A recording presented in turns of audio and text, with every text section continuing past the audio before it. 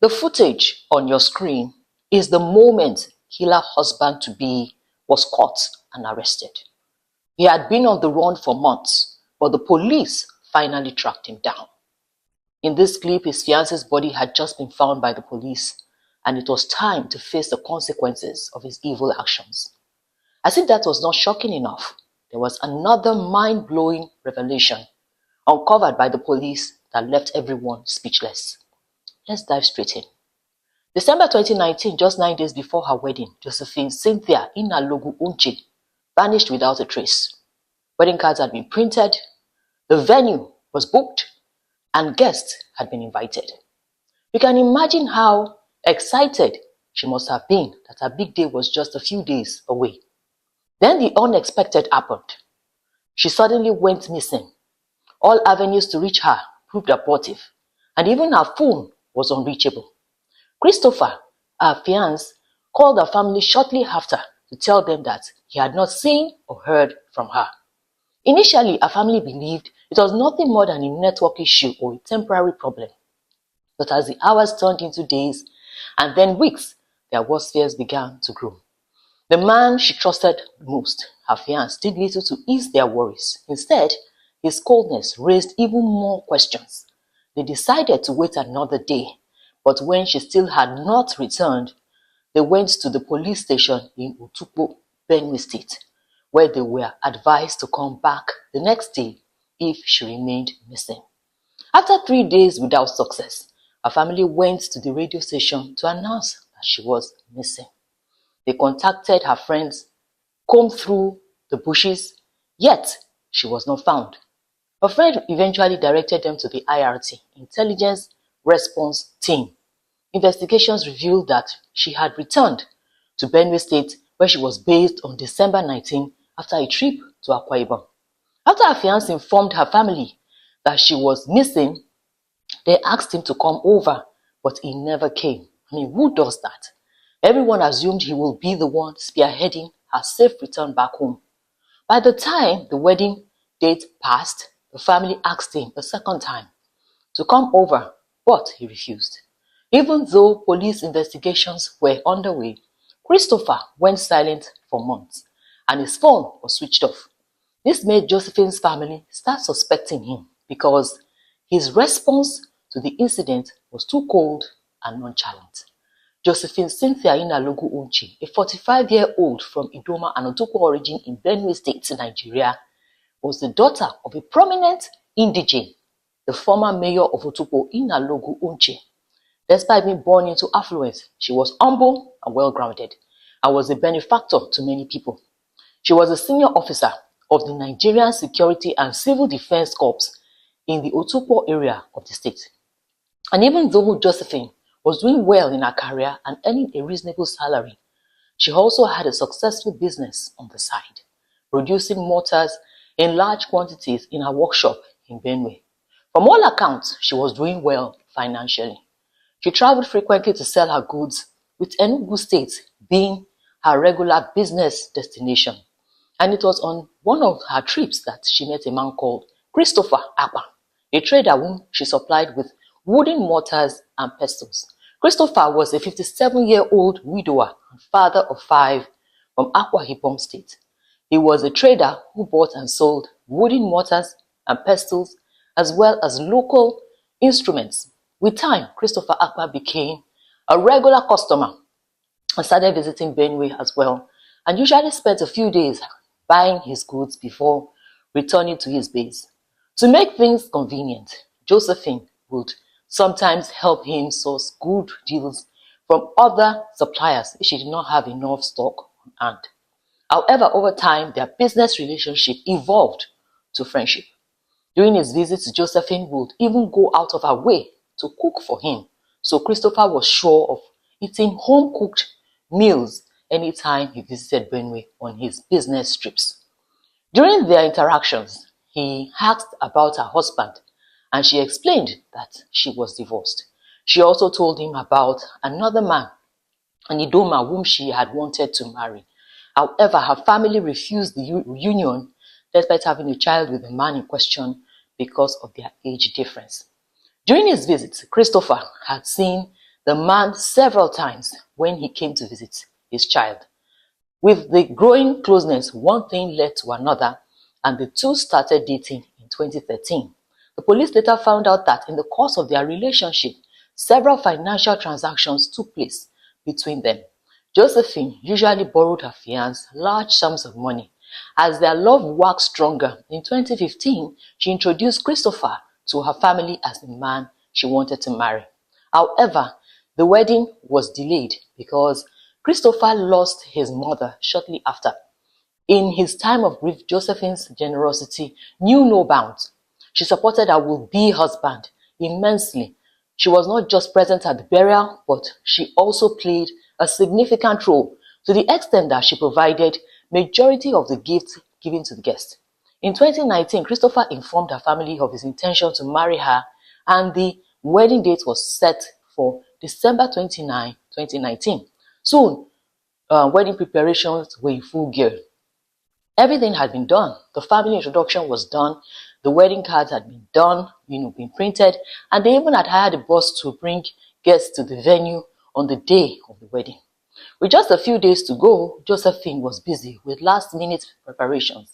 In preparation for the marriage, Christopher invited his fiancée to his hometown in Akwa Ibom, and she left on December 17. Before she left, she told her aunt that the fiancé wanted her to see the place he was preparing for her to stay after the wedding. When she returned to Benue State from Akwa Ibom, between 19th and 20th of December 2019, Christopher lured Josephine to the man on your screen. His name is Rafiu Afolabi, and he is a native doctor based in Benue State. Rafiu Afolabi was no stranger to Josephine. In 2019, Josephine visited the shrine seeking help so that her business would flourish.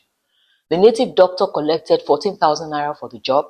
In the course of their interaction, she told Rafiu of her plans to get married, and she wanted a concoction to avoid delayed pregnancy.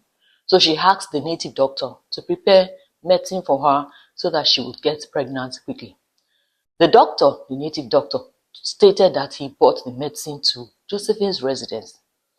When he bought the medicine, he met her fiancé. Shortly after that, Christopher went privately to his shrine saying that he intended to use Josephine for a money ritual and promised him 5 million naira to remain silent. Following Josephine's disappearance, her elder brother, Dr. Onche, reported the case of conspiracy and abduction of his sister against her proposed husband, and the police investigations were underway.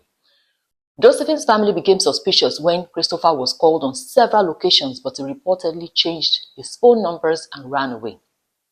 Police tracked him down after 3 months of intensive search. Meanwhile, the police revealed that Josephine's last communication took place in the house of Rafiu Afolabi, who hurriedly relocated to Oyo a few days after she went missing. A manhunt was declared to find the native doctor. The native doctor was later arrested in Ogun State following a manhunt. It was then he confessed that he and Christopher Akpan were co-conspirators. So how exactly did Christopher Akpan lure his fiancée to Afolabi's shrine? He lied to her that if she did not want to die young like his first wife, she had to undergo some spiritual processes in Afolabi's shrine. There was also talk again about early pregnancy when she got married. So she was actually deceived about seeing the native doctor for a 2-in-1 process. In Afolabi's account, around 10 p.m. that fateful evening on December 19, 2019, she was led into a thick forest in Adum, in Obi local government area of Benue State. She believed she was there for a spiritual process, completely unaware of the danger that awaited her. Her fiancé spread a white cloth on the ground and gently asked her to kneel. Then he pulled out a gun and pulled the trigger on her. He then quickly grabbed a calabash and collected the blood from her head. The co-conspirators then proceeded to dig a shallow grave and bury her. After she was killed, her fiancé attempted to set her body ablaze, but the native doctor stopped him, warning him that the smoke would raise suspicion among the villagers, while the gunshot might easily be mistaken for that of a hunter. According to the native doctor, he rushed on to fetch a hoe, and together they dug a shallow grave where the woman was buried. After the murder, The native doctor reminded Christopher about the 5 million naira he promised, which was payment for silence. He told him that he would see him later that night. But when he showed up at the native doctor's house, he did not show up with the agreed sum, but instead showed up with 50,000 naira, assuring that the rest would come in 8 days. Rafi Afolabi, who was age 67, was a native of Shaki in Oyo State, but lived in Benue State. He said he had benefited from Josephine's kindness in the past, but that did not stop him from his evil conspiracy. Soon after, Christopher became unreachable, switching off his phones. Afolabi said that because Josephine's ghost was haunting him, he left his house for another location in the town. Weeks later, a motorcyclist informed him that the people were searching for Josephine. Shortly after, he received strange calls asking him about her whereabouts, prompting him to flee to from Benue State to his hometown in Shaki, Oyo State.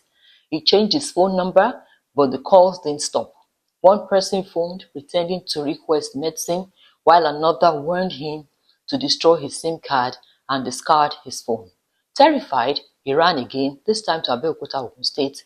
Eventually, police operatives from the IRT tracked him down and arrested him at the residence of a fellow native doctor in Songo, Ota.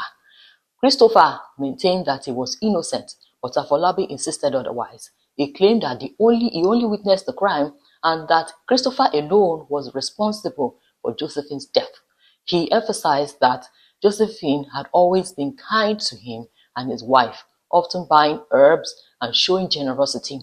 Afolabi swore that if he had known she was the intended victim, he would never have allowed the plan to succeed. Christopher revealed something about his dark past to the native doctor, a secret that no other person knew, not even Josephine, because had she known, she would never have agreed to marry him. Before I continue, sister to sister, how do we identify these evil lovers? Of course, there are many good men out there, but your advice is really needed on how to spot the bad ones. How do you spot a wolf in sheep's clothing? Your comments may save the life of another woman. Kindly share your thoughts. Christopher confessed to the native doctor that he had used his late wife for a money ritual, but the outcome wasn't what he expected. The wealth he hoped for never came. All he managed to achieve was building a single house. Christopher explained to Rafiu that he intended to deceive Josephine by claiming a ritual was necessary to prevent the kind of tragedy that befallen his late wife. Back to the case, the police investigation revealed that Christopher wanted to evade paying Josephine for 10 million naira that he borrowed from her, which was why he took her life.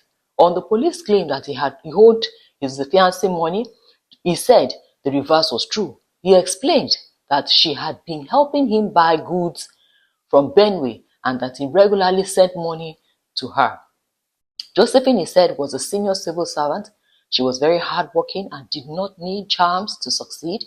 He said that she was a good woman in the course of their relationship.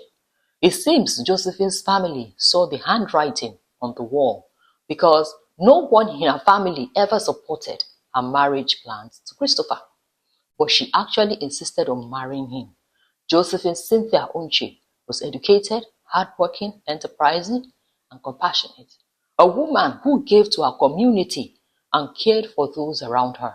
She did what many of us would do.